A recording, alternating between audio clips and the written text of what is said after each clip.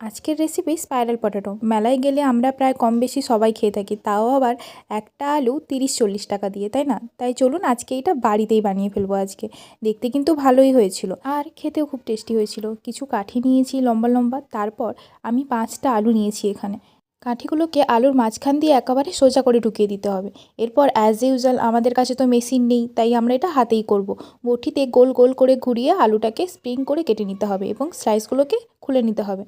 এরপর একটা বাটির মধ্যে 2 চামচ ময়দা, 1 চামচ কর্নফ্লাওয়ার, 1 চামচ চালের গুঁড়ো, গোলমরিচের গুঁড়ো, নুন, হলুদ ও লঙ্কার গুঁড়ো দিয়ে ভালোভাবে মিশিয়ে অল্প অল্প জল দিয়ে একটা ব্যাটার তৈরি করে নিতে হবে, যেন ব্যাটারটা বেশি পাতলা না হয়ে যায়, তাহলে কিন্তু আবার আলুর গায়ে লাগবে না, তাই জন্য মিডিয়ামই রাখবেন। এক এক করে প্রতিটা আলুই এইভাবে গোল গোল করে কেটে নিয়েছি স্লাইস করে, এবং স্লাইসগুলো খুলেও নিয়েছি। দেখুন কত সুন্দর হয়েছে।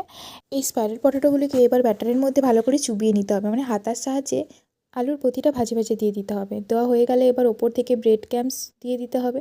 আগে থেকে তো তেল গরম বসিয়ে রেখেছিলাম। এবার আলুগুলোকে এপিট ওপিট ভালো করে লাল করে ভেজে নিলেই তৈরি আজকে আমাদের স্পাইরাল পটেটোর এই রেসিপি। আপনারা কিন্তু কমেন্টে অবশ্যই জানাবেন কেমন হয়েছে।